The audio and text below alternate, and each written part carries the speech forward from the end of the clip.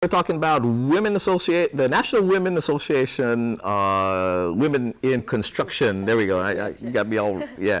NAWIC proclamation. You have the National Education Foundation as well. Yes, NEF, NAWIC Education Foundation. It offers courses in the fundamentals of construction technology. It offers certification programs through Clemson University.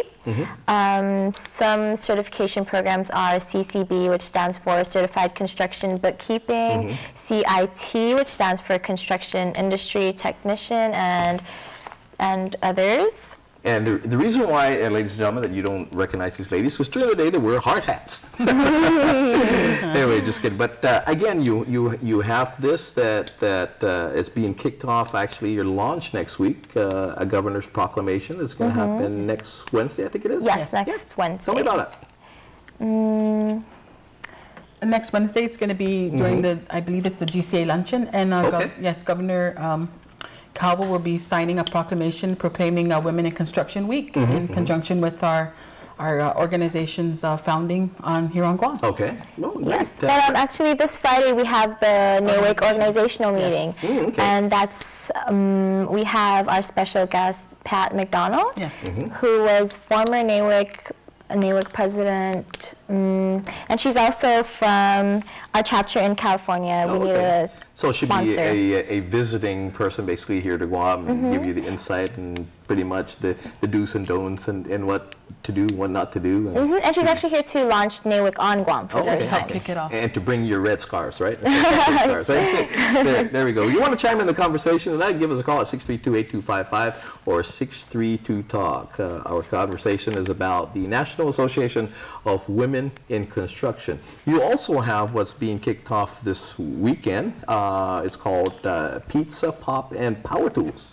Yes, it's open to girls age 13 to 17, granddaughters, nieces, anyone you'd like to refer. It's basically you know, an event that's free and open to the public.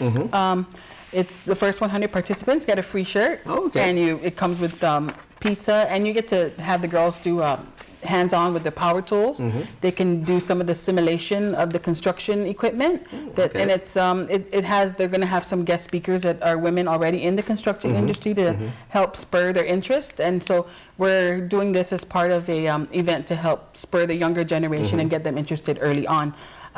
We only ask that they come in long pants and closed-toe shoes. All the other PPE will be provided, you know, personal protective equipment. We want to make sure they're safe, so they're going to have their safety glasses and everything. So, it'll be nice. Be provided then, yes, right there. And it'll be from, I believe, 10 to 2. 10 to 2, okay. And in Barragata at the GCA Trades Academy. Whereabouts is that?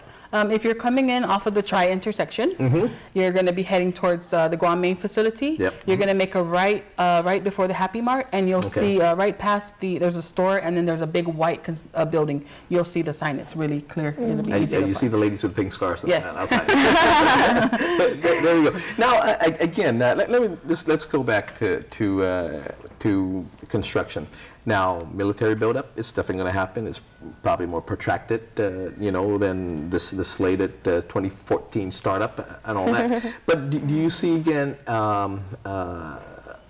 more urgent need now for women in these fields? Because I had James Martinez on a couple of weeks back, basically talking about when the construction is done, can you transition these same people that have built the place to now maintaining the place and operating the place? Do you see that happening as well, again, in construction, that the women that work basically, if they're hammering or they're breaking up cement and things like that, would they be able to transition into other jobs as well if, you know, a building is completed and all that? You mean transition to other construction jobs after the military buildup?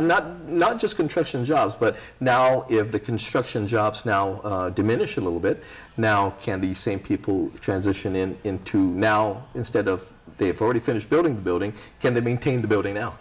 Definitely. I think if they're able to build it, then they should be able to maintain it. And the hardest part, I think, is building it. Of course, the maintenance comes in later, but definitely if they're already hands-on and doing the building, I don't see any issues with them transitioning to the maintenance phase of the work, which is where we're all going to be after this military buildup is done, and we're going to be here to maintain those buildings. Yeah. Okay, I tell you what, we're going to take another break and then come back and talk more about this Pizza Pop and Power Tools and this kickoff of the launch of the National Association of Women in Construction, the Guam chapter. We'll be right back.